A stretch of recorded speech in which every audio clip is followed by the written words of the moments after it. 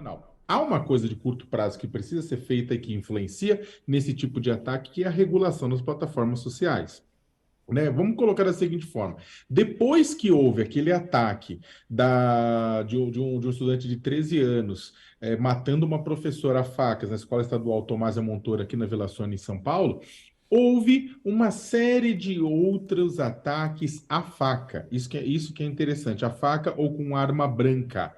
Né, é uma coisa que é conhecida na bibliografia, na literatura, sobre esse tipo de ataque, que uma vez acontecendo um ataque e tendo uma repercussão grande, ele gera outros ataques menores, como um grande terremoto, depois tremores secundários. Ele começa a gerar outros. Por quê? Porque os jovens veem isso, eles acabam, na verdade, sendo fomentados a isso por grupos nas redes sociais. Antigamente era na Deep Web, agora nas redes sociais, nas redes abertas, que grupos de celibatários involuntários, de extrema-direita, de outros grupos, começam a fomentar, começam a incentivar jovens a fazerem o mesmo e copiarem aquela ação. Então, depois da ação da Tomásia Montoura, inclusive não foram só 4 ações, não, Fabiola, estava fazendo a contagem, foi muito mais. A gente teve a da Tomásia Montoura, tivemos a de Blumenau, com as 4 crianças mortas entre 4 e 7 anos pela Machadinha, tivemos o ataque de Manaus na escola adventista, tivemos agora o ataque, né, em Santa Teresa de Goiás. Tivemos ontem, por exemplo, um estudante de 14 anos invadindo com uma faca uma escola de Perus para atacar professores e estudantes. Ninguém se feriu, entre outros casos que eu estava levantando. São vários. A faca. E todos eles a faca, né, na base da faca. É claro que isso é o quê? As pessoas olham e copiam, jovens olham e copiam, não simplesmente olhando a notícia, não é a notícia que eles olham e confiam, mas eles olham e copiam baseado nesses grupos nas redes sociais, nessas comunidades nas redes sociais que precisam ser combatidas. E as redes sociais têm uma parcela gigante de responsabilidade nisso. Elas precisam combater, prevenir, retirar esse conteúdo. Não há liberdade de expressão quando o que está sendo pregado é a destruição, a morte ou a tortura de outras pessoas. As redes sociais precisam retirar isso.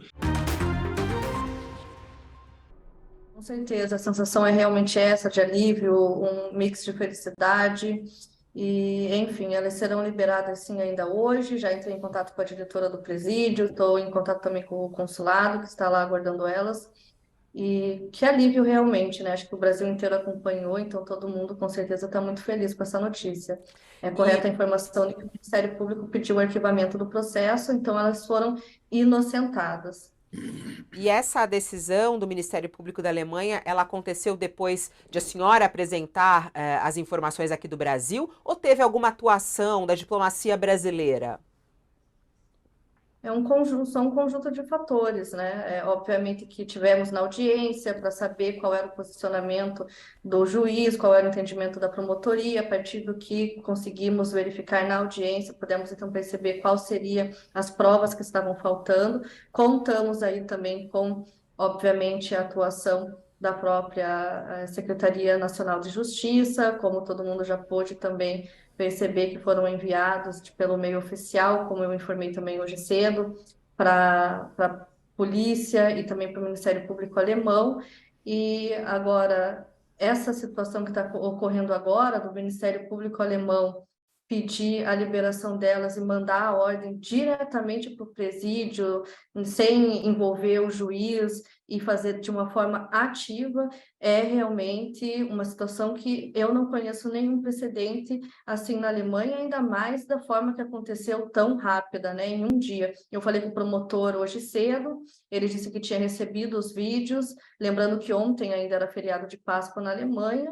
Eles analisaram os vídeos, eu quero dizer, a Polícia Federal Alemã e o promotor público alemão, ainda hoje, e quando ele me ligou, foi realmente para avisar que já tinha pedido a liberação delas e ele mesmo já tinha enviado para o presídio onde elas se encontravam presas.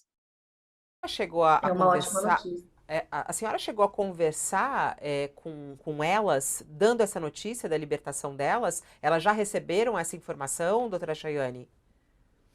Com certeza elas já receberam essa informação, porque existe um trâmite dentro do presídio para que elas possam sair. Elas vão provavelmente receber os pertences que estavam com elas passam por uma avaliação física, psicológica, existe uma pequena perícia, isso tudo vai acontecer agora, já estava acontecendo, elas são para sair a qualquer momento do presídio. Eu, obviamente, não falei diretamente com elas, porque elas não têm acesso a telefone celular, nem nada disso, mas logo, com certeza, se Deus quiser, já iremos conversar. Nesse mês que elas estiveram presas, a senhora esteve lá no presídio em algum momento? Teve contato com elas? Nós tivemos contato o tempo inteiro, obviamente, também na audiência. Como é que elas estavam, hein, doutora Chayane? Porque Completamente abaladas. completamente abaladas. Elas foram surpreendidas no aeroporto com essa troca de... Elas não sabiam nem o que tinha acontecido, né? Exato, elas foram presas sem saber exatamente o que estava acontecendo, sem ter nenhuma ideia. A única palavra que elas entendiam era cocaína, porque no alemão é cocaína.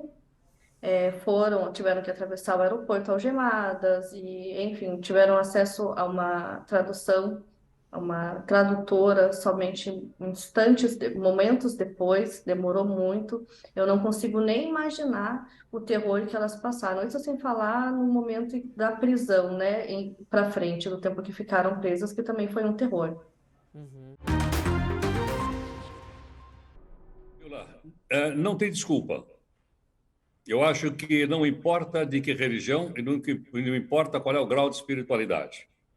Você não pode fazer com uma criança o que o Dalai Lama fez. Isso é uma coisa absolutamente abominável. É verdade que acontece também em outras religiões, mas isso não justifica que o Dalai Lama tenha feito isso. Esse é o primeiro ponto. O segundo ponto é que as pessoas estão fazendo confusão, Fabiana, é o seguinte. O Dalai Lama não é chefe do budismo, não é papa do budismo. O budismo não tem papa, não tem chefe. Então você vai dizer, bom, quem é o Dalai Lama? O Dalai Lama é um chefe do budismo local da região do Tibete. Ocorre que, em algumas regiões da Ásia, onde o budismo se expandiu, ele começa na China e depois ele se expande, ele adquiriu algumas características locais. Vou dar um exemplo.